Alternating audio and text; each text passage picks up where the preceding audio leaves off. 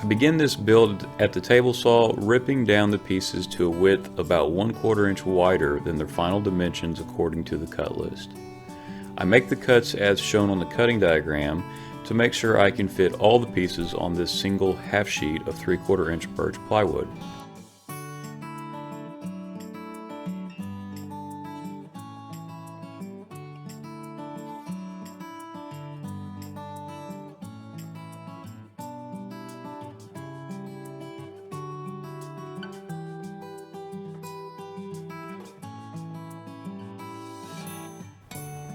Next, I want to get the jaws of the vise glued up so they can be drying while I continue other cuts for the project. So I apply some regular PVA wood glue to laminate the jaw pieces together. The fixed jaw is 2 layers thick and the sliding jaw is 3 layers thick. I spread the glue around with a hair comb, which works really well for large areas like this. I clamp both laminations up at the same time, one on top of the other, doing my best to keep the edges in line.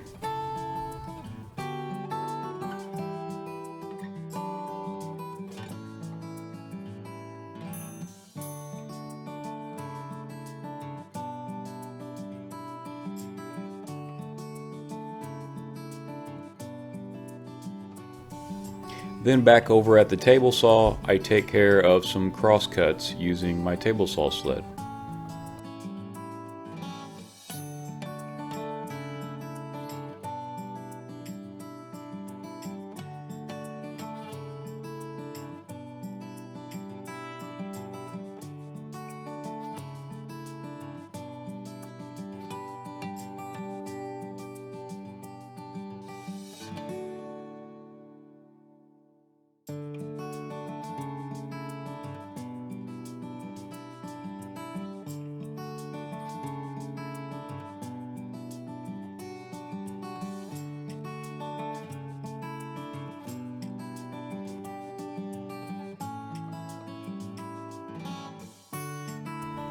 Then back at the workbench, I laminate the uprights for the worktop together using the same method from before.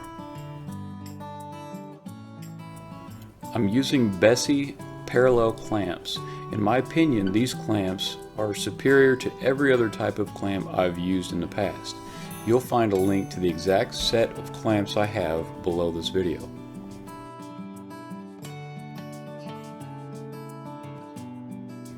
Then on the base, I mark out the lines according to my plans using a circle stencil, a ruler, and a couple of squares. Then I cut some of my lines and curves on the scroll saw, but this is much slower and I leave as many of the longer straight cuts as possible for the bandsaw.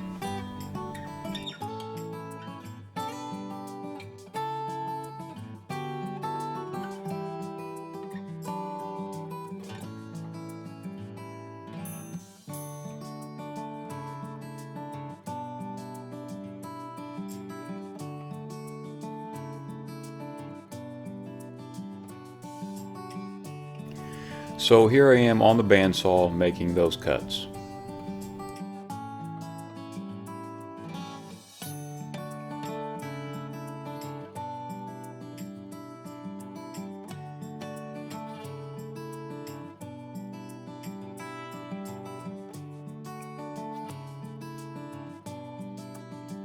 And here I am back on the scroll saw to finish up the last few cuts and curves.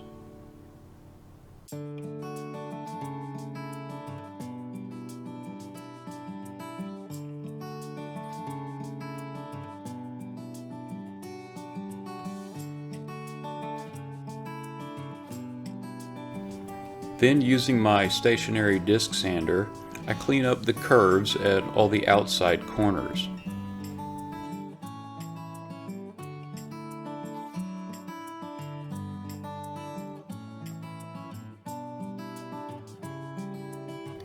Next, I drill 2 holes in the base using a spade bit at the drill press. A backer board is helpful here to reduce tear out underneath, especially using plywood. These holes are at 16-inch centers, so I can hang them on a couple of screws I'll put up on my wall studs. Then, using my oscillating spindle sander, I smoothen and finish the inside curves for the base.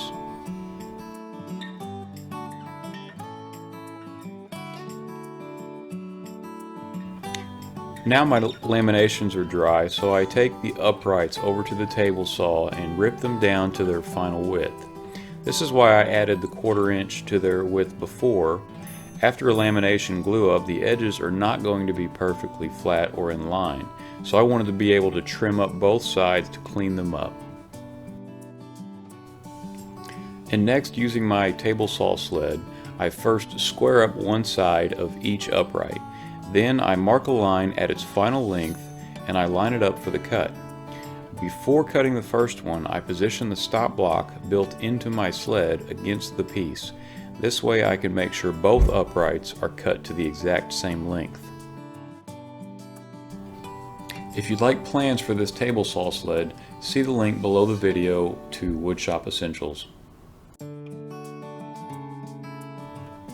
I draw the curve on each assembly and cut out the waste on the bandsaw.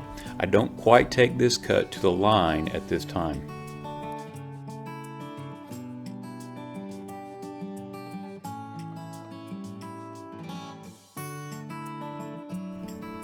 Now back at the spindle sander, I sand down the curve until I get to the line I made before. This leaves a much better surface than the bandsaw.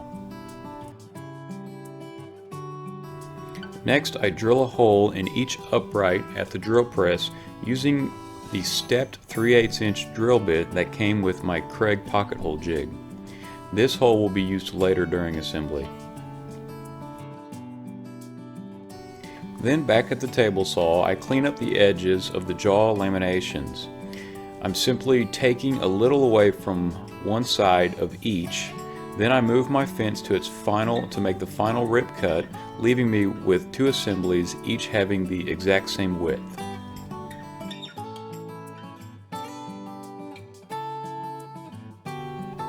And using my table saw sled, I make the cross cuts as needed. Just like before, I start with squaring up one side of each jaw. Then using the stop block, I make the final length cut on each piece so they're identical.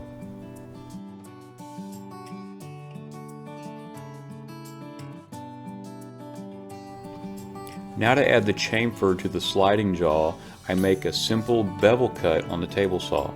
I use my feather board to help hold the piece firmly against the fence.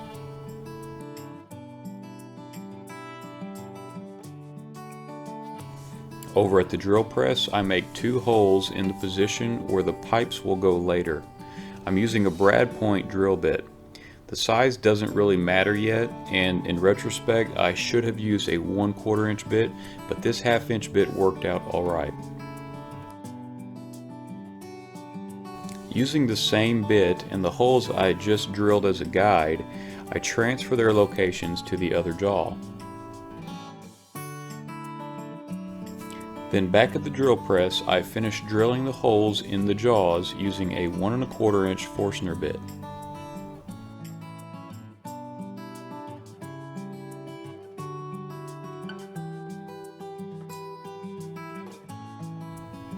Next, I mark out a grid pattern to locate the holes for the worktop. These holes will be used for bench dogs and clamps, but removing this much material also helps keep the weight down.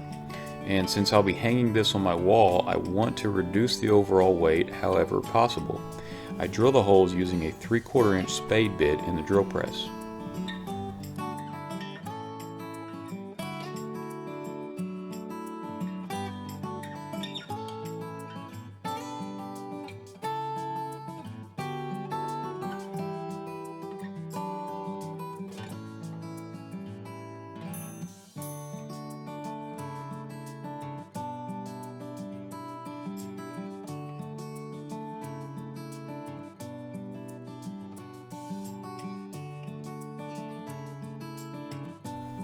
I could not reach the center line of holes in the worktop using my drill press, so I finish up over at my workbench using the same bit in my battery drill. I use the backer board here as well to help reduce tear out.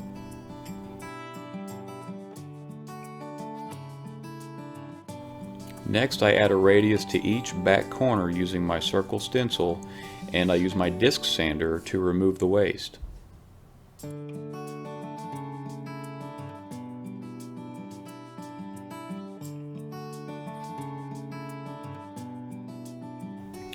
Now it's time to drill some pocket holes. Using my Kreg jig, I drill out the pocket holes as shown on my plans. These are located on the inside of the uprights, the bottom of the base, and the bottom of the worktop. Once all is complete, the pocket holes will be out of sight.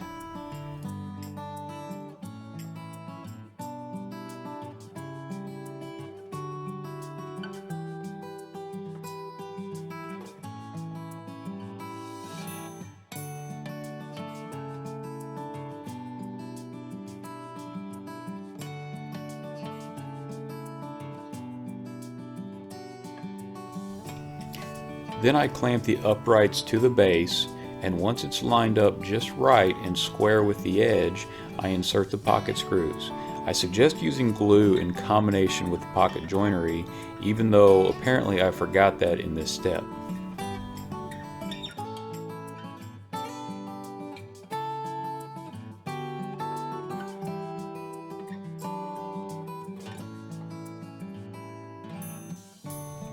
Next, I join the worktop to the fixed jaw of the vise. I first apply the glue, and then I clamp the top down to the jaw to keep it from moving. Then I insert the pocket screws.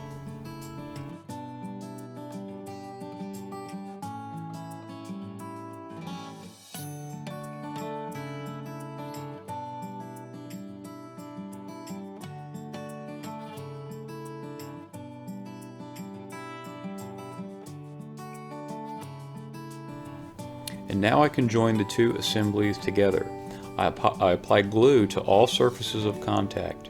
I'm using hide glue because it has a long working time, and I'm spreading the glue with a silicone glue brush. You can also get a basting brush for this, they work just as well, and cleanup is a breeze. I clamp the assemblies in place and proceed to insert all pocket screws.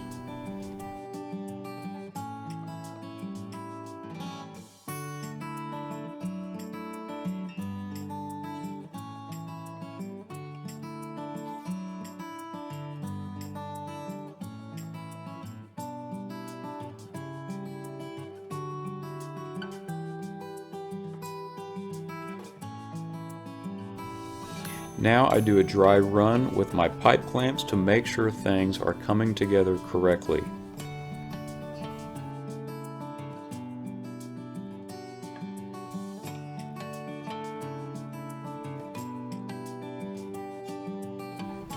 To secure the pipe clamp's jaw to the fixed jaw of the Moxon vise, I drill 2 clearance holes so I can insert 2 pocket screws to hold them in place.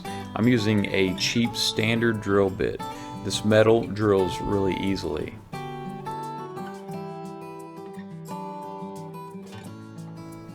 Now I put the pipe clamps back in place, and once I get everything lined up just how I want, I secure the clamp to the back of the fixed jaw using 1 1/4 inch pocket screws. You can use any type of screw here. I suggest a pan head or washer pan head like these Kreg screws.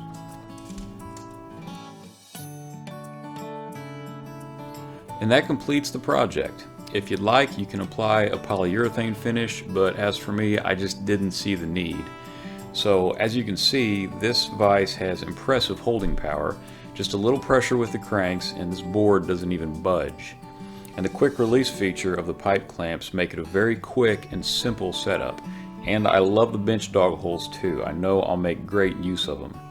Guys, I really hope you enjoyed the video.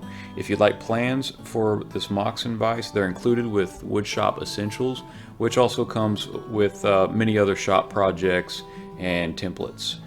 You'll find a link to Woodshop Essentials below the video. Thanks again, and have a great day.